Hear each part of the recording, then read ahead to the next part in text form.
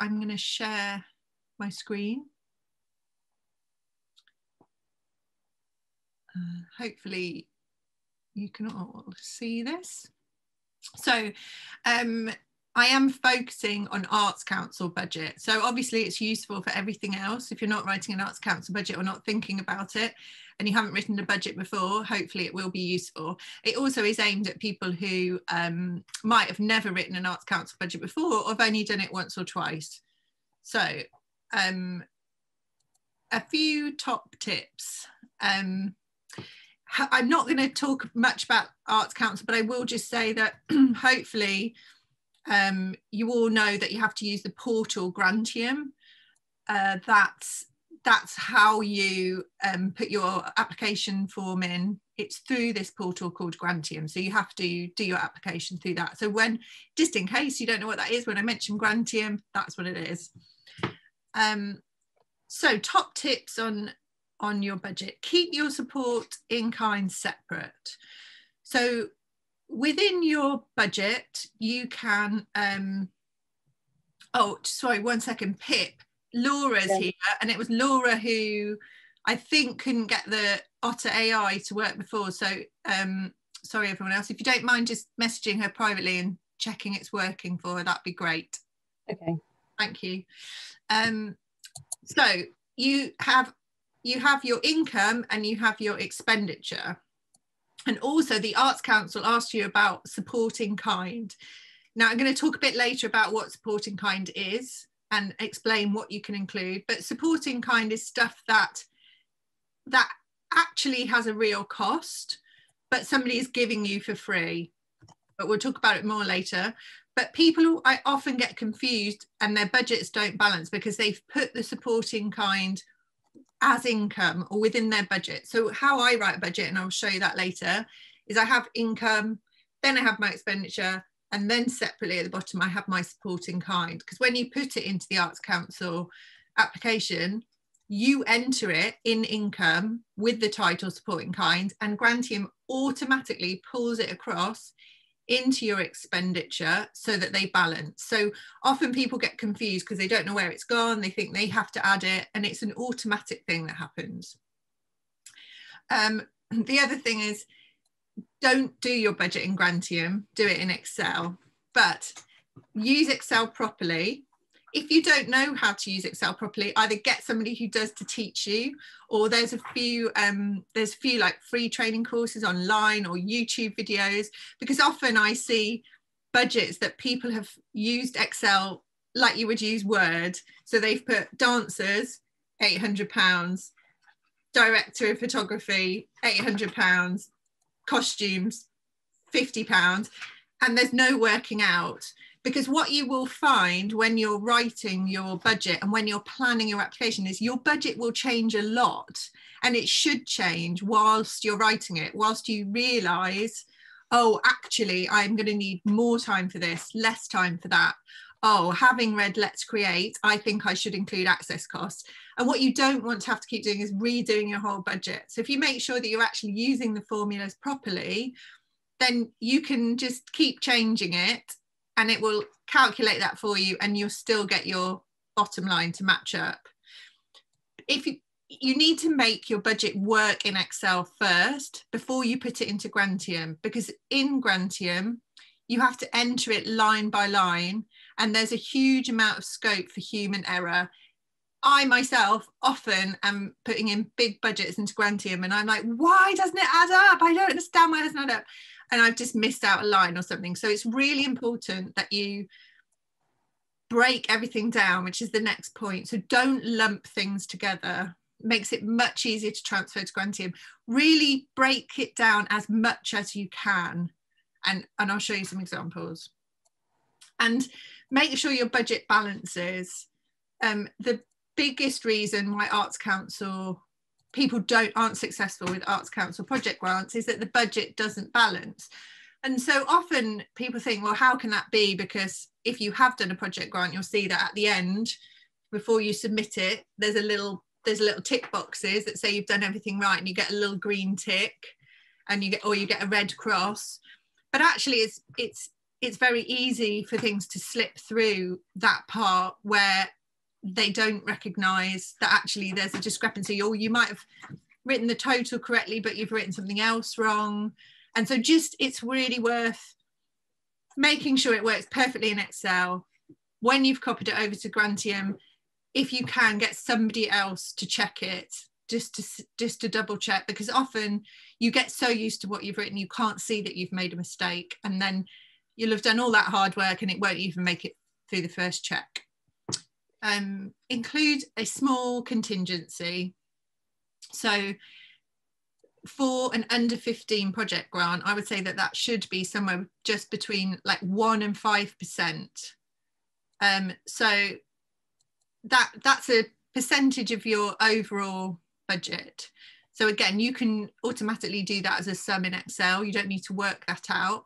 And the Arts Council will expect to see a contingency, just something in there that if you suddenly, something's gone wrong, you need to replace something, you've forgotten to buy something, something happens and you need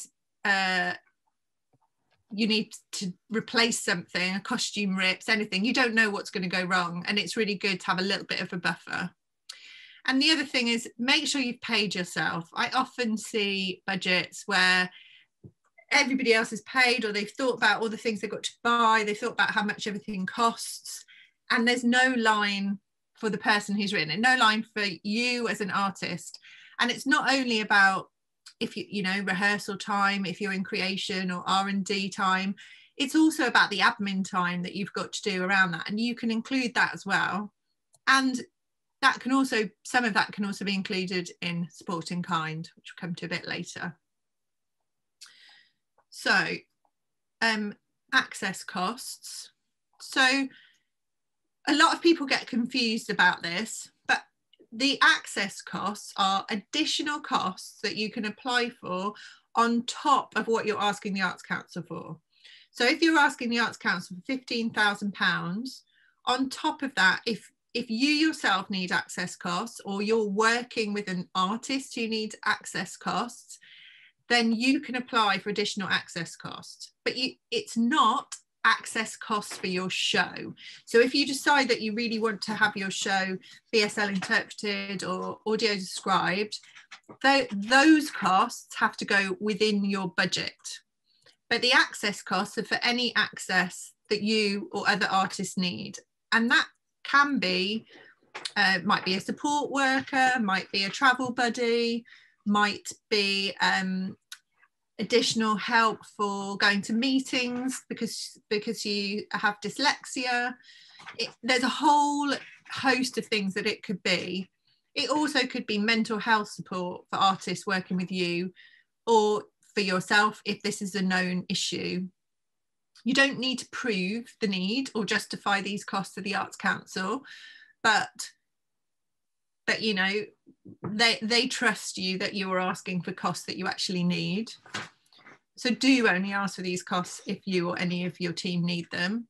And if you need support for writing for your actual application, if you're dyslexic, or there's a barrier for you to using Grantium in any way, then also you can get this free of charge through Arts Council. And that is all on their website. But if you can't find that, you can always drop Pip or me an email and we can help you to signpost that. So support in kind. I get a lot of questions on what you can include in support in kind.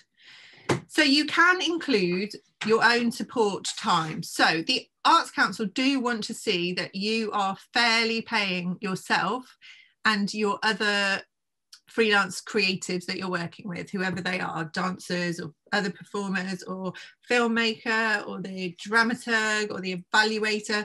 All of those people need to be paid fairly. But if you, running your project, know that a certain amount of your time is going to be taken up with admin that you might not be able to pay yourself for, then that's okay to put in a support in kind. So you could say, I'm going to pay myself for 5 days work at this amount of money, and that same amount, so say you pay yourself a daily rate of £150 and you're going to pay yourself actual cash from the grant you get for 5 days, but you know that it's going to take you 3 days of admin where you know that your budget just is not going to stretch to pay you for that. And so for the same rate that you would charge, £150, you can put that in as support in kind. And in the same way, you would justify it by saying, I know that to make this project work, I'm going to have to donate 3 days of my time. And so that's fine, that can go in there. Any materials, anything that anybody's given you that your show needs to happen, whatever that is, whether that's paint for the set, or somebody's going to give you a laptop or donate the live streaming equipment, or they're going to give you some free costumes, anything like that is support in kind. But again, it has a real cost to it. So just, if you don't know how much to put down for that, ask the person who's giving it to you. Say, how much did it cost? Just get that real cost and put it down. And again, you can justify it in the question. When you justify your support in kind, you can say, I know it cost this much because they told me it cost this much. Rehearsal space can go in there. So if anyone's going to give you space in kind, also, again, like, how much does that space usually cost? Is it £200 a day? If it is, that's how much goes in support in kind. Mentoring can go in. Through South East Dance, we often say, yeah, we don't have any money to support your application, but we could support your application through mentoring. You could have sessions with Pip or me or other members from the team with specific needs that you want, specific ask, or you want us to work as a critical friend. It's difficult at the moment, we can't come in face to face, but we can watch things through Zoom and comment and feedback. And again, that all has a cost to it. We work out our time as half an hour costs £70, and so you can just ask us. Again, we can give you those costs, and we can also support people through marketing, sharing marketing, all sorts of things. And again, other organisations and NPOs might offer a similar thing. So support, anything that anyone's offered you for no cost can go in. And also anything that anyone's offered you at a reduced cost can go in. So somebody might say to you, I can't afford to give you my rehearsal studio for free, but I'll let you have it at half price. So then 50% of those costs would go in your expenditure costs, because you need that from the Arts Council to cover that 50%. And then 50% would go in support in kind, and you would say it's a reduced cost. Okay, I'm just going to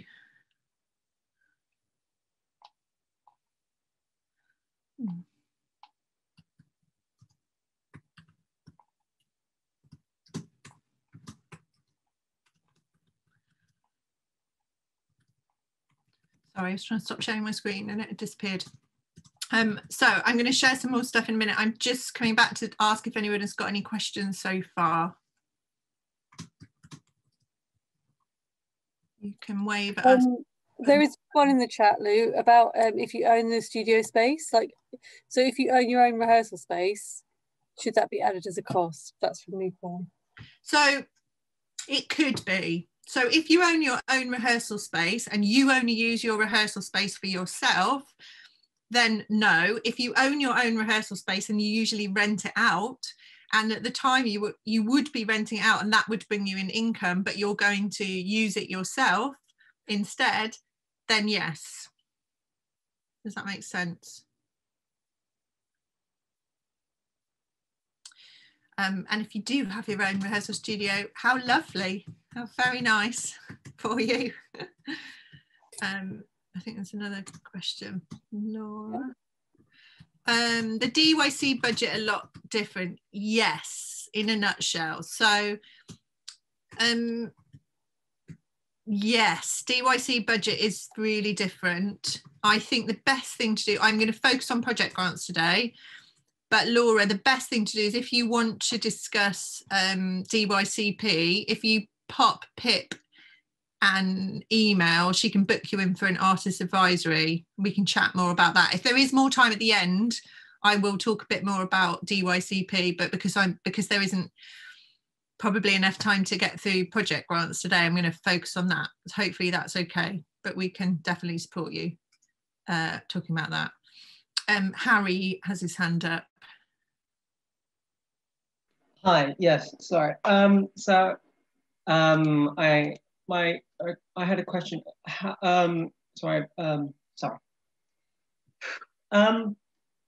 you were talking about making sure you pay yourself fairly and pay others fairly. How, like, what would be a fair pay? Well, that's a very good question. That's what I'm going to come on to next. So if no one's got any other questions, because we'll keep coming to questions, don't worry, but a great question, Harry. Let's talk about that now. So I'm just going to reshare.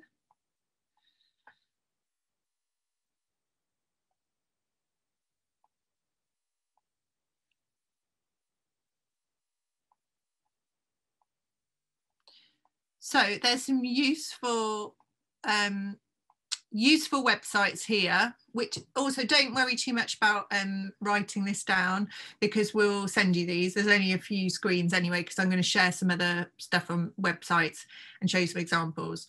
But so the top one is itc.org/rates of pay. So I'm going to open that one for you.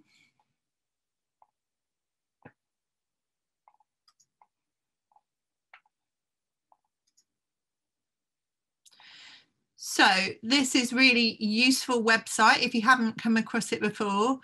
It's the ITC, the Independent Theatre Council, and they've got this page here which is called Rates of Pay.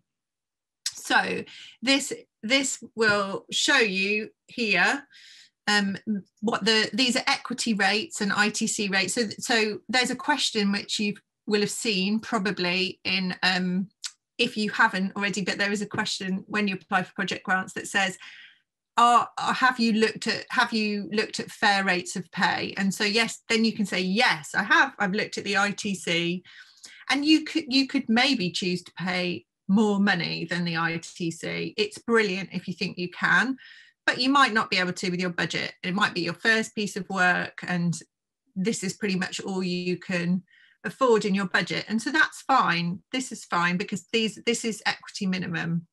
So you can see on here it says what a minimum weekly salary is, a minimum daily rate, then there's commuting costs. So excuse me,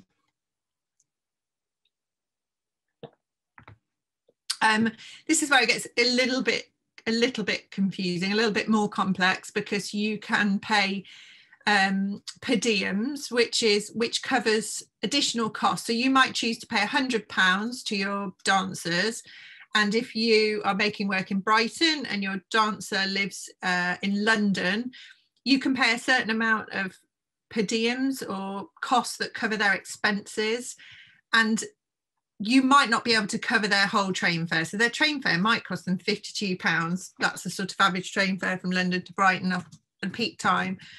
But you might be able to contribute something towards it. So in here it does say things like, you know, £25.20 for the day, commuting costs ceiling in London, £129, £104.80, but that's a weekly cost. There's relocation costs. So say you were going to make your piece at the point in Eastleigh where there's accommodation, and the performer that you're working with lives in Leeds, you might not be able to as well. It's not like it's not a legality, but it'd be a lovely thing. You might pay them to relocate as if you were making your work for a really long time. There's accommodation costs there. There's an idea of how much to give for food, daily costs. There's a weekly touring allowance when you get to touring, which is expenses at the same that you get on top of your salary. Then there's other costs down here. So how much to pay a director, how much to pay a designer, how much to pay a choreographer, fight directors, writers, administrators. There's other things in there as well that you probably won't use on your first Arts Council application, but they're there if you need them. Recording costs, magazine costs, that kind of thing. So it's a good place to start. It's a kind of good base benchmark, and you know, we get asked this question all the time: what is a fair rate? What should I pay? So that is a great place to start. I would use that. Stop sharing and see what else was on my list. Okay, so there was a question about does Grantium have a subsection for in-kind support? So how do you? No, it doesn't. But again, I'm going to come to that. I'm going to show you Grantium. So whoever asked that question, hold on to, I've shown you that. And if it still doesn't make sense, come back and ask the question again. So I'm just going to show you this screen. So this is on the Arts Council website, and this is really, really useful. So again, it's a link in the PowerPoint we can send you. So it's called Finance Information Sheets. And if you go down this page, you can see that there's a whole load of things. You can download PDFs that tell you about asset purchase and project grants. So sometimes you can include, if you need a new laptop, say you're going to make a film that's going to have some really amazing digital effects in it, and your old laptop that's 15 years old is not up to scratch, and you need to buy a new Mac. So you have to really justify why you need to buy something. You can't just say, I need a new laptop and put it in. But if you really need it to make the project work, then you can buy stuff. And so download that PDF, have a look, see there's a whole load of what you can ask for, what you can't ask for. And actually they don't like you to buy secondhand equipment and other things like that. So rather than me spending time going through that, you can go through that yourself. There's another bit here about fair pay and project grants, so that also can help you. And there's a bit here about, you probably won't, the final income and expenditure and project grants, that's about the final activity report if you're successful. So, you know, that's a useful thing to have a look at, but that's not important at this point. And the same with repeat projects. Unless you're much further advanced, you're not going to need that bit. But then the last bit is about supporting kind. So that also, if you can't remember everything I said, that will reiterate what you can put in. But just bear in mind that on that one, the supporting kind and project grant, it confusingly says you can't put your time in as supporting kind, but then later on it says you can if you justify it. So you can put your own time in as supporting kind. Don't get confused by it, but just remember what I said. You need to pay yourself fairly, but if you think maybe you need to, you know, you're going to pay yourself to do the choreography or the dancing or the performing, and then you need 3 days of admin where you know you can't afford to pay yourself. So it is slightly different with what you put into supporting kind. So you just need to justify it, but you can. So then I'm just going to share a couple more things and then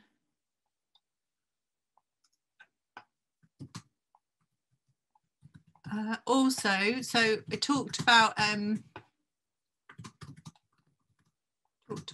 access costs that you can apply for. So you might also, if you're working with disabled performers, want to help them, or you can apply on behalf of them, or if you're working with an organisation, they can apply, but you can apply for something called Access to Work. The link again is in the PowerPoint, but just so this is on the gov.uk website. It tells you here all about Access to Work, how you can apply for it, what you need to do, how it can help you, if you're eligible, everything like that. There's a bit on there about universal credit as well, which you don't need to be disabled to apply for. It's a benefit if you need that, and there's lots of other information on there. So that explains it. And then the last thing I'm going to share about that is because Access to Work is really confusing and complex.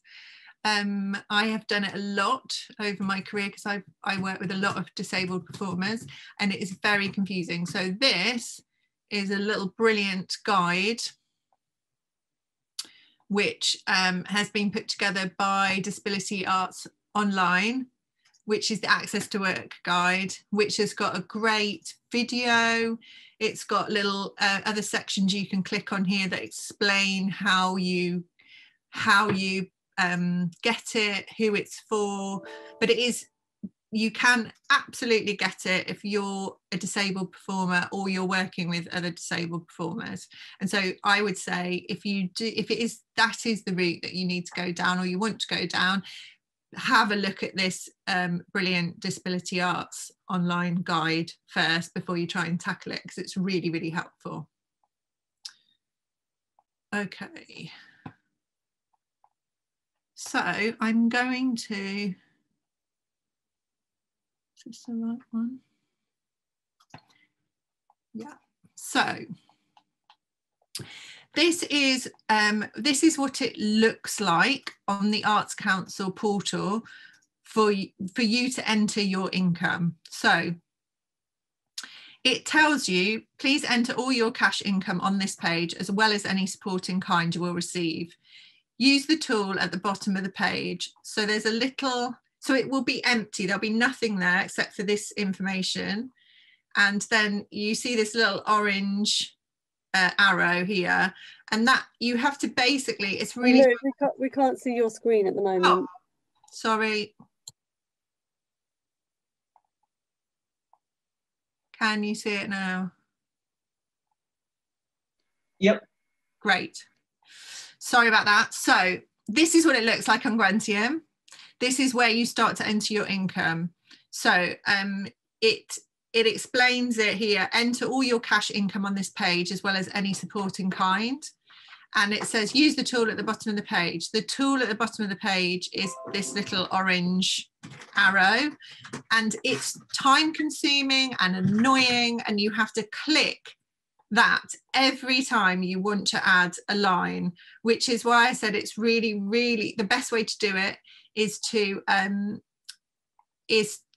make your spreadsheets, your budget in Excel first, and then you literally just go down your Excel spreadsheet and you enter it across, clicking, adding a line, clicking.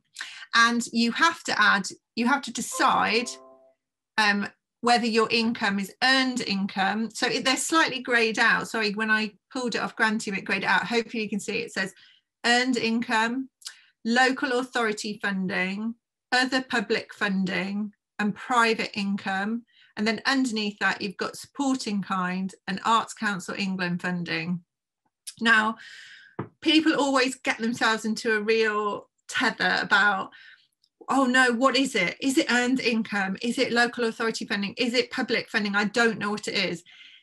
The answer is, it's whatever you decide it is. So it doesn't matter so much to Arts Council what it is, as long as you can justify it. So if your local council has given you some money, then that would be local authority funding. But if, say, South East Dance or Pavilion Dance Southwest have given you a bit of money, then you might not quite know where that goes. I would tend to put that in public funding, because as an organisation, we are publicly, South East Dance are publicly funded, so it's publicly funding money that we're giving to you.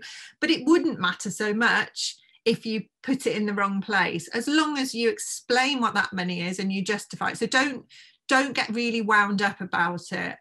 And sometimes, you know, earned income might be that you're touring and the venue's going to pay you a fee, or they're going to give you a box office split, or you're going to teach some workshops and those people are going to pay you to teach the workshops. So that all could be earned income. But earned income could also be money that you yourself are going to put in. So say, you know, whatever your company is called, whatever your organisation is called, or even if you're applying as an individual, you might want to put £500 in because you can't quite make £15,000 work, and you've saved that up from before. That can go in there. you might have done a crowdfunding. You might have done a crowdfunder and got £1,000, and that you can choose where you put that. You could put that in public funding. You could put that in private income. It doesn't matter as long as you yourself decide where it wants to go. It could be that somebody has donated £500 to you and they say, here you go, I'd like to give you this money for you to make your next project, and that might go in private income. So yeah, don't worry too much as long as you just really explain what that money is and where it came from. And as you can see, supporting kind is sitting separately, because like I said at the start, you will put it in and then granting will pull it over to expenditure. So you want it to sit separately because it literally just shows us going in and coming out. So you will also see that it all gives you, it automatically does this, gives you a little percentage next to it. So with this example that I've got up here, less than 1% of the budget is earned income, and there's no money from local authority funding, no money from public funding, but 20% is private income, because this organisation chose to put the money that they were putting in to label it as private income. So that's fine. It shows you that supporting kind is 30%, nearly 31% of the income. And then it automatically works out that you're asking for £15,000 from the Arts Council. And that's how much of the budget, the overall budget, you're asking Arts Council for. So you're asking £15,000, which is 47% of the budget. Now, these are important because you want to use these figures later in your finance questions. So often people ignore them because they think, oh, well, the Arts Council have done that. But what you want to do is to be able to say back to the Arts Council, look how great we are. We are asking you for £15,000, but that £15,000 only represents less than half of our budget. You know, we found money from elsewhere, we found supporting kind from elsewhere. And although you don't need to have any match funding at the moment, you do need to show that there's people want your work. So supporting kind is really, it shows that people are invested in you. It shows that they believe in your work because they've said, yeah, I think your project sounds like a great project. I'll give you something for free to support it. And then the other bit that you'll see is the income heading. You see, it says expected and it says confirmed. Now, in an ideal world, you want 100% of your income, and even if there's no cash, even if it's supporting kind, you want all of that to be confirmed. You want to have had conversations with partners, with people who are supporting you and said, can you definitely give me that? And they've said, yes, we can definitely give you a week's rehearsal at the end of April. So, because the more confirmation you have, shows the less risk for the Arts Council. So if your budget showed that the other way round from this one, so 98% of it was expected and only 1% was confirmed, then that shows a risk. And that will be flagged up by the Arts Council when they look at your application, and they'll think, oh, hang on a minute, this is really risky. They might not get any of this stuff, this income that they said they were going to get, and then the project might not happen, and that puts our money at risk. And that's not what they want to do with their money. They want to make sure that they give it to things that are going to happen. And it might be that your project changes, like they understand there's a risk involved. They understand that you might do 2 weeks of rehearsal and think, or 2 weeks of R&D and think, oh gosh, this is a terrible idea. This is not working. We're going to throw it all out the window. We're going to try something else. That kind of risk is fine. But they, at this point, they want to feel assured that you've got people to confirm things and that it's most likely to go ahead. And then I'll show you this. So this would just be then you would just list down. But the reason why I'm showing you this is that I'm showing you how to explain things. So you really need to explain your amounts. So if you can see here, it says support in kind, the point creation space, 5 days at £250. So with that, you know, the point will have said, this is how much it costs. If you were to pay for the creation space, this is how much it costs. And so again, like I said before, then you would take that actual cost to work out what the support in kind is. So 5 days of using the creation space in reality would cost £1,250. It's not going to cost anything, but that's what the gift is. That's how much that is worth to you as an artist, to you as a company. And there are other things in there as well. And then before I come to questions, I'm just going to share the expenditure bit, and then we can come to questions, and then we'll go on to the finance questions in Grantium. So I'll just share the other bit.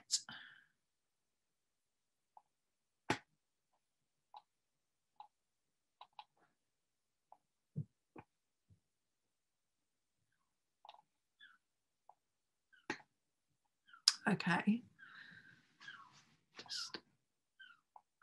So then we see the expenditure bit. So again, it's got the information that would appear on Grantium that would say, please enter all your cash expenditure for your project on this page. The table at the top of the page is a snapshot of the information you are entering and will calculate your total expenditure for you as you work.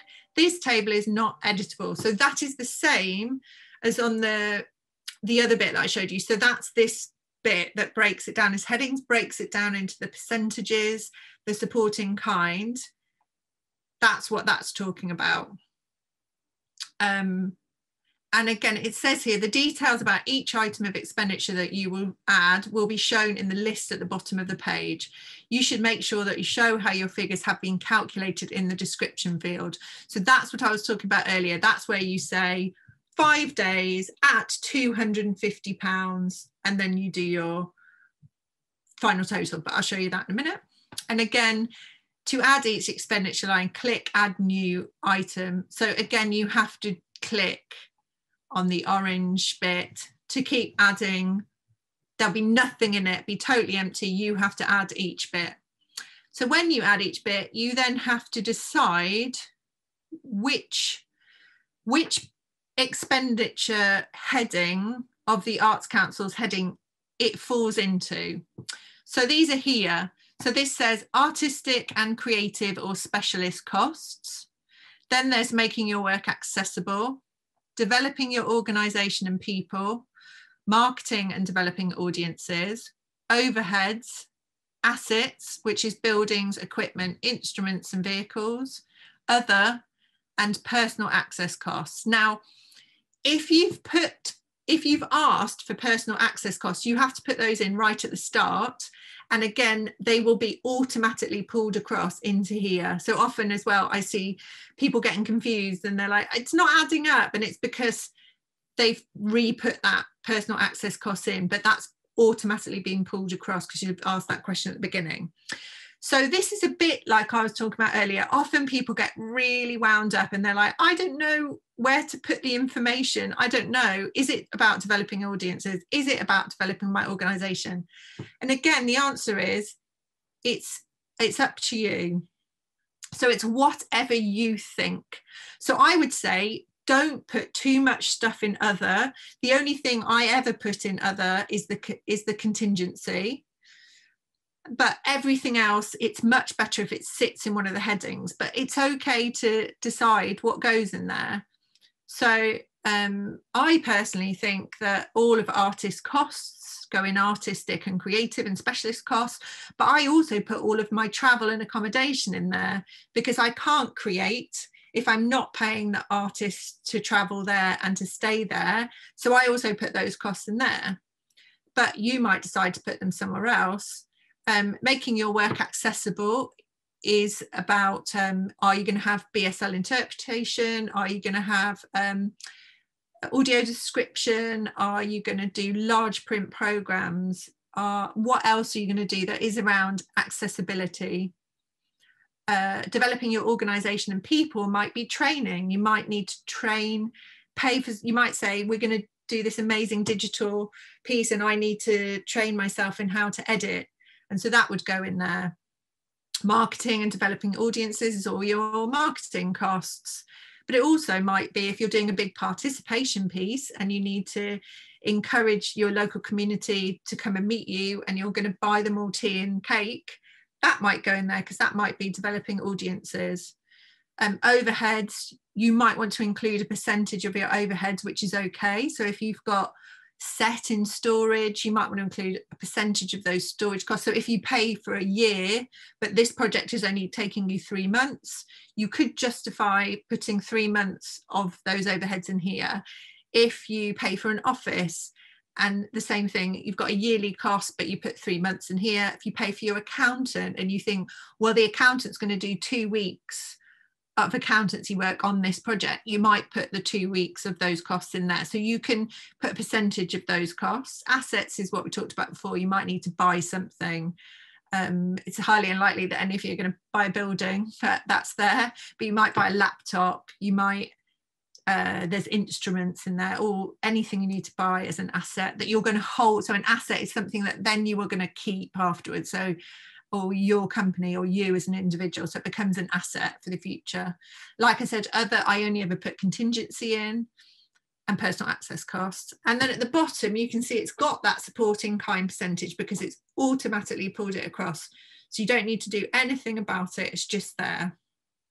And then this figure here at the bottom shows your total. It says this is the total income for information, and the reason why it's there is because you want your on this PDF it hasn't it hasn't done the amount, sorry. So but what you want is your final, this expenditure total at the bottom here where it says 100%, there will be a figure here, which is also 31,493, and they are exactly the same. And that's what you need it to be. And if those two figures aren't exactly the same, then you've made a mistake and you need to go back through everything with a fine tooth comb and work out what mistake you've made where. And it will not let you submit it if those numbers are not the same. And again, you can, I'll just show you a little bit of like how I justify things. So you've got an explanation of what it is, artistic or creative specialist costs. So in this case, it's dancers. I'm going to pay them £150. They're going to be for 10 days and there are 4 of them. And so that's the total. I've got here for, again, artistic and creative specialist costs, online classes, going to pay dance teachers fees of £35 for 10 classes. Then, you know, travel costs, 6 creatives for 4 days, comes to £960. There's a contingency that in here, as you can see, that's for just 0.5%, which is £108. Making your work accessible, subtitling and audio description, and that's the budget for it. So that's how you would explain everything there. So before we go on to the questions, I'm going to stop sharing and see if anyone has any questions. There's a few in the chat, Lou. Shall I? Yes, please. Go through them? I'm going to start at the bottom. Amy says, I've applied for other funding from another organisation that I won't have heard back from before I do my ACE application. Do I mention this in the ACE or even wait until I know about the other outcome before applying? You can do either. So you could either put it in as an expected cost, and then you would explain in the questions that you have applied for this lot of funding, and a little bit of why you expect to get it. So if you think you've got a really, really tiny chance of getting it, maybe don't put it in. If you think you've got quite a good chance, you've had it before, you've got a relationship with that organisation, or you've already had a conversation with them, you know you've been shortlisted, anything like that, then I would put it in. But really that boils down to how much, I would say, put it in your Excel spreadsheet and look at the overall, how much is expected. If all of it is expected and that's still expected, then maybe don't put it in, because you want to make sure your confirmed is higher than your expected. So it's about balancing it. So yeah, it's a slightly tricky one, because obviously there are always things like people put in for the regular things like Choreodrome and things like that. But it won't necessarily go against you even if you don't get it, because what you'll have to do is, if you put it in and say you've got 80% confirmed and that's your 20% that's expected, then that's okay. You just have to justify in your finance section. I would always justify anything that's come up as expected. So I would say, let's say it's Choreodrome. I have applied for Choreodrome and I am expecting to get this, but if I don't get it, I've worked out that, say it's Choreodrome and so it's £1,000, I've worked out that I can still do this without that £1,000, and I'm not going to do X. So I'm not going to do the third week of rehearsal, I'm not going to do this marketing. So something where you can say to them, it's okay because I've worked out I can still do it even if I don't get that. So you've kind of mitigating the risk. Does that make sense, whoever? That's Amy. Okay, next question from Harry. He says, if you make an income on your work, is that yours or do you need to give it to the Arts Council? No, that is definitely yours, Harry. So that is great. That is what we want, and that is what they want to see. So they want to see you make some income. So even if you didn't predict it and then you made a piece of work and it made you some income, then fabulous, great, it's yours. And then what you do on your evaluation is you have to declare it.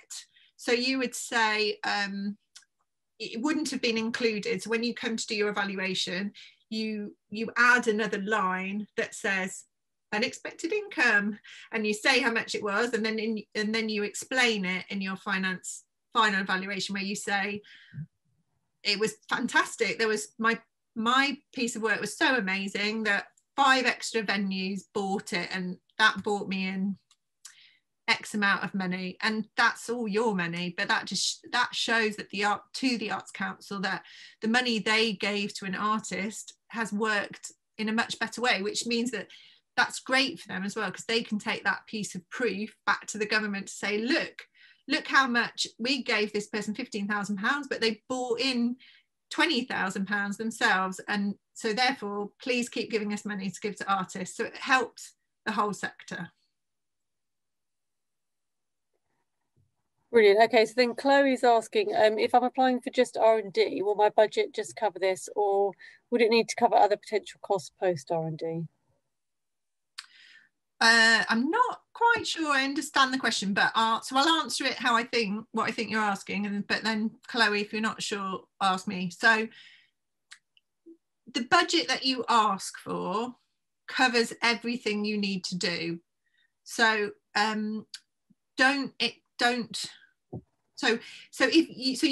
it's best to break your project down. So you break it down to doing the R&D, and that's what you've applied to Arts Council. And then once you've done that and you've done it successfully and you've had your Arts Council money, you can go back to Arts Council and say, oh, now I'm going to apply for the creation. I did successful R&D, it's brilliant. I'm going to create this piece of work and I'm going to do a couple of pilot sessions, sharing, touring, performances, whatever.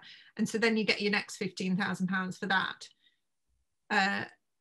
Because what you want to do is you want to try and stick within that £15,000 budget when you get it, because otherwise any other money you spend is just out of your own pocket, and you don't want that. So you want to get into a cycle of applying for R&D, then applying for creation, then applying for touring with every one of your projects. So if you spent more money, you would just tell the Arts Council, it costs you more money in your final evaluation. But my advice is try not to, because then you want to keep everything within budget and then go back for another, keep going back to the Arts Council for the next bit.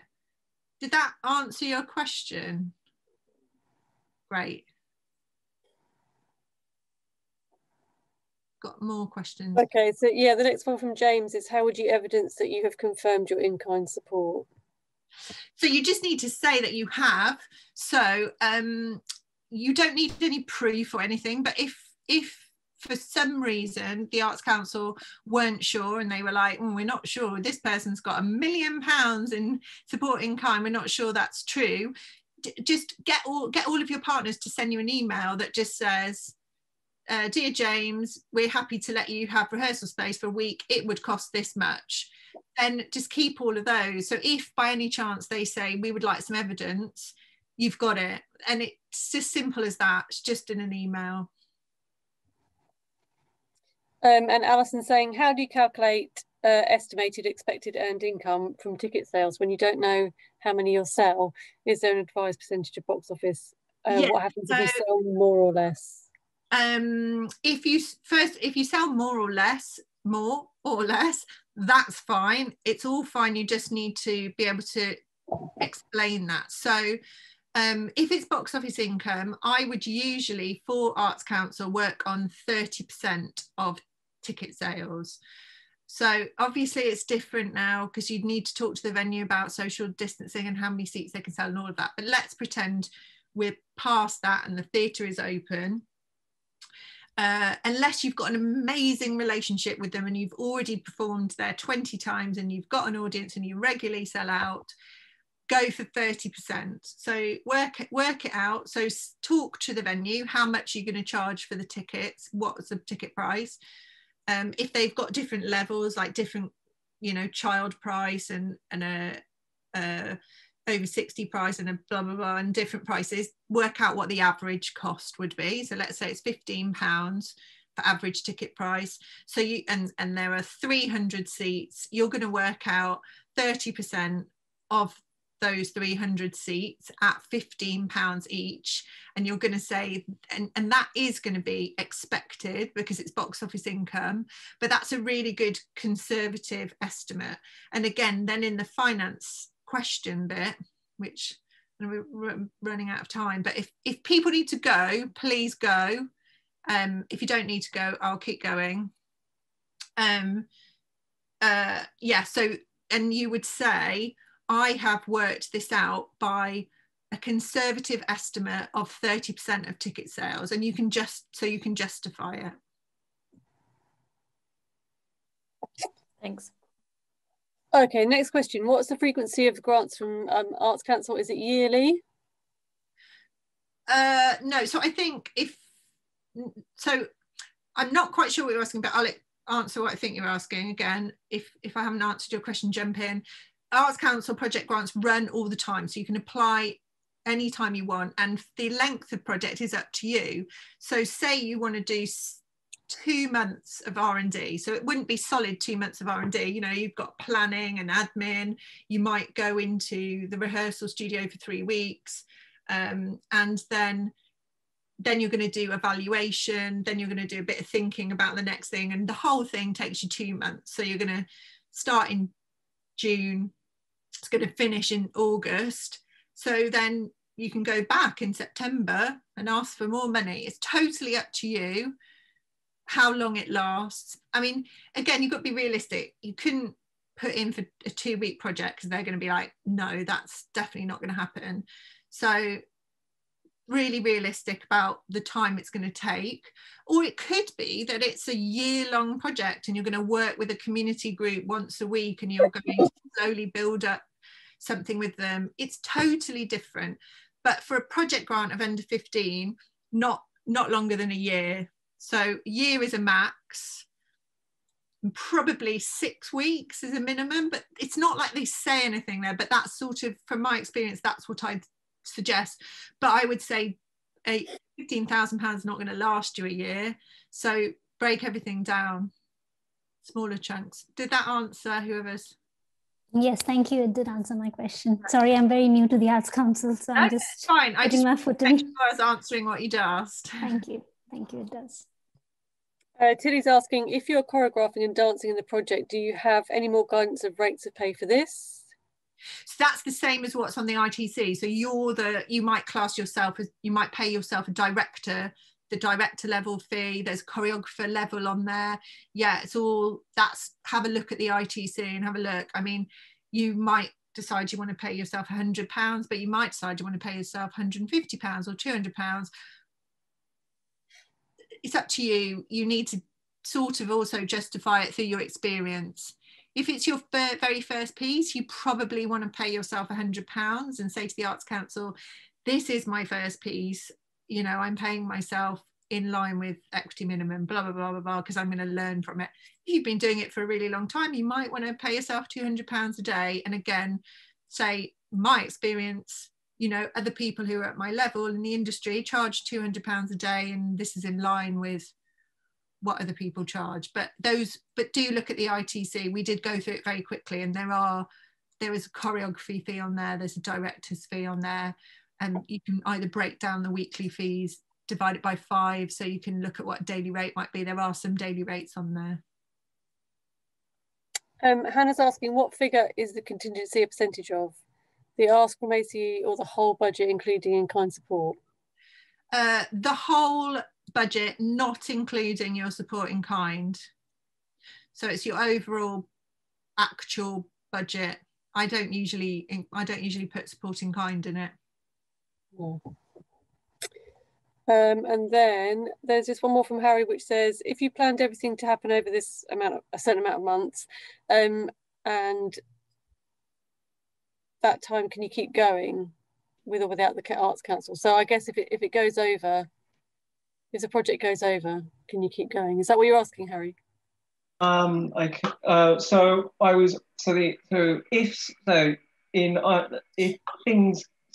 If things go well during things, and you've finished,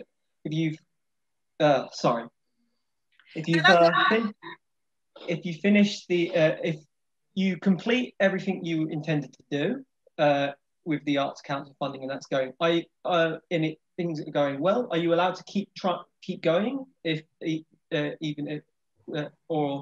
but at the same time? Oh, sorry. No, it's okay. I think I understand. Right. So basically, you will have given dates to the Arts Council in your application. So say you said we're going to start on the 1st of July and we're going to finish on the 30th of November. Okay. So that's a rough estimate. You have to give a timeline which will say what you're going to do. And so then automatically the Arts Council won't expect you to send your evaluation to them until the end, because it's an automatic system, right? So they know they've got you in the system as, oh, Harry's project finishes on the 30th of November, and they'll automatically send you a thing that says now's time for evaluation, right? But that doesn't actually mean, that's just because it's in the system for that time. So in reality, the time it takes is okay. It's up to you. If it takes you longer, then you just send them a little email saying, actually, I haven't finished my project yet. I will send you my evaluation when it's finished, because it's not like they're going to go, oh, too late, sorry, you can't have it. It's just, that's when you told them you thought you'd finish, right? So so you can just write to them and say, actually, due to COVID or whatever, or just something happened, I'm not going to finish until end of January. Fine, absolutely fine. Or if you finished earlier, again, absolutely fine. You might have finished your project. You can either write to them and say, I finished my project, please can you send me the evaluation form now, and you can evaluate it then if you need that final 10% for your cash flow, or you can just sit on it and wait until the actual date comes around and think, okay, I'll do it now. But you can still apply for more money. So what you don't have to wait until everything's finished and evaluated and gone in before you apply for the next lot of money. So if you finished early and you're like, oh, amazing, and loads of theatres are like, oh, this looks like an amazing piece of work, we want this, and you're like, I want to make it now, you can still go back in for more money. So once, if you've put in a grant, you've applied for a grant and it's in the system, you can't apply for another one. But if it's come back and you're successful, literally the day it's come back, you're no longer in the system. So you could, in theory, the day after, put in another project grant, and that could also be successful. So it doesn't, you don't have to wait until you've evaluated everything. You only have to wait while you haven't got a grant in the system. But in terms of time, it's totally up to you. It's up to you whether you extend it, if you do it quickly, whenever. It's really just about when you do that final piece of evaluation in Arts Council terms. Does that make sense? Does that answer it, Harry? Yes, yes, that helps. Yeah, thank you. Is there more questions? Yeah, there's a question from Hannah that says, when you were classing income as expected or confirmed, it looked like the 15,000 from Arts Council was searched as confirmed. Is that correct? No, it's just nothing. It's just saying this is how much you've asked Arts Council for. It's not included in those percentages. It's just its own thing. Isabel's saying, does the Arts Council ask the money you want to match the gap exactly between your income and your expenditure? So Sorry. when you, I think does the money you're asking from the Arts Council have to exactly add up to the difference between your income and your expenditure? Which I think the answer is yes. Yeah, I think so. So Isabel, do you mean if you're asking for like £15,000 for Arts Council, but you've also got £10,000 in? Yeah, so say you're asking £15,000 for the Arts Council and you've got £10,000 additional income, the whole thing in expenditure has to add up to that £35,000. Is that what you meant? Yes. Yeah. So your ask from Arts Council would be, as that's what I was explaining earlier, remember, it's that then becomes a percentage of your budget.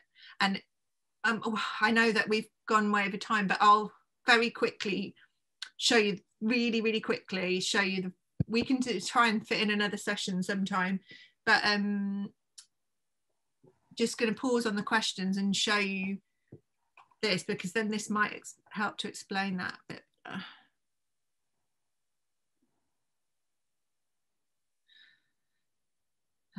Not that one.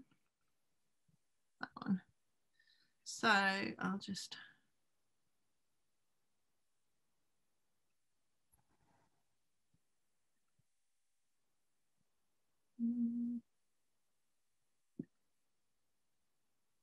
So hopefully you can see an income question. So tell us how you raised or plan to raise any income from other sources you have included in the income table.